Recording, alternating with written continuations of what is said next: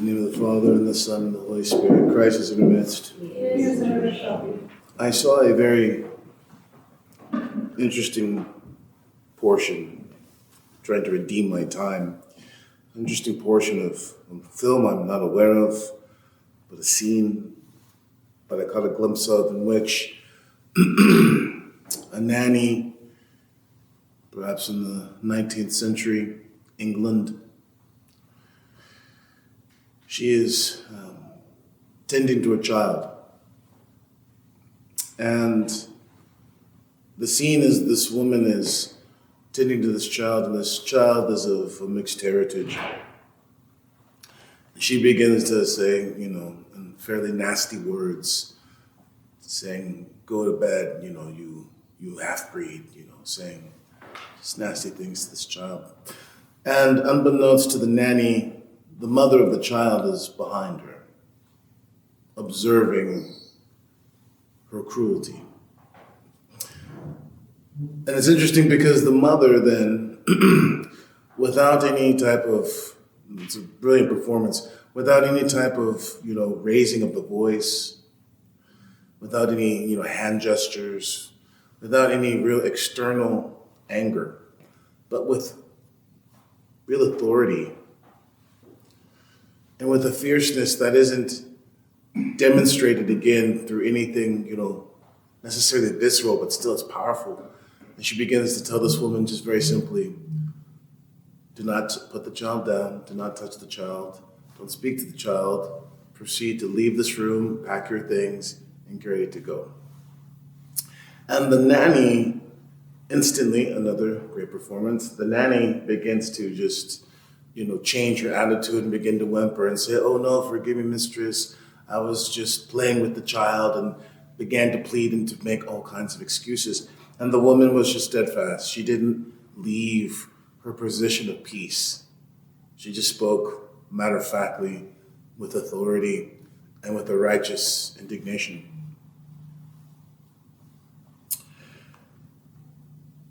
In the gospel today, we hear of the 10 virgins, and we hear of how there was 5 that were foolish.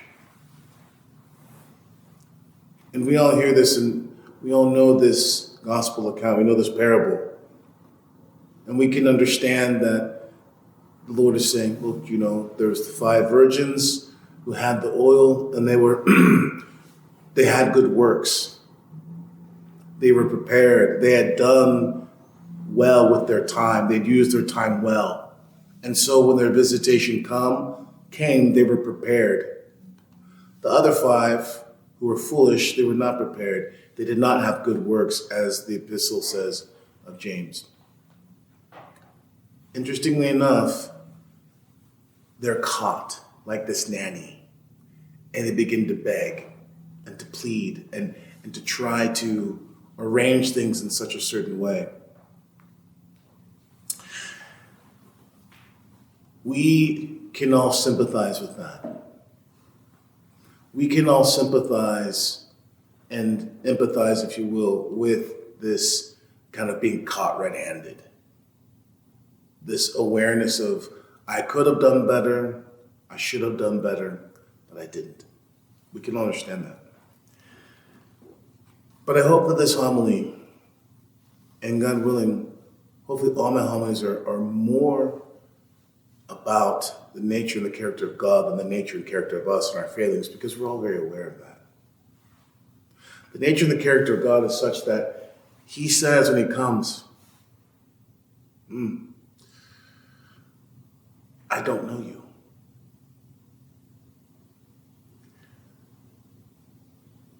God is not like us. And this is the tale of warning, I think. Like that nanny, we sometimes are expecting God to come in a fury, in a huff, and rustle feathers and do all these things, because part of us wants God to do that. Part of us wants God to make things very dramatic. Hopefully we think that if God would just do something extreme, I would wake up. But do you notice this? We're putting the blame on God. we are shifting again our responsibility to God and saying, God, you need to really get things going. You need to stir things up in my life. If you don't make a mess of things, God, if you don't really turn things upside down, I'm cooked. And God is saying, I didn't know you.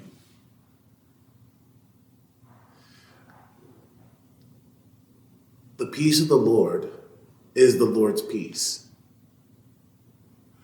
And we must be aware of that because it's the Lord's prerogative to come to us when he's going to come to us. It's the Lord's prerogative to call us when it's time to call us.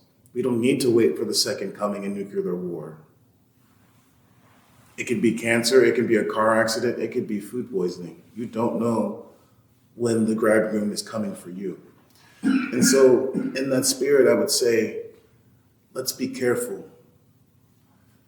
Because like that nanny and like those 5 foolish virgins, we're going about our business and we are mistaking God's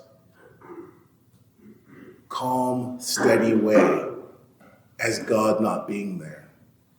And all the while, we just keep adding day upon day of doing the same thing, and God is there, fully aware of what we're doing, or rather, in the case of the virgins, what we're not doing that we should be doing.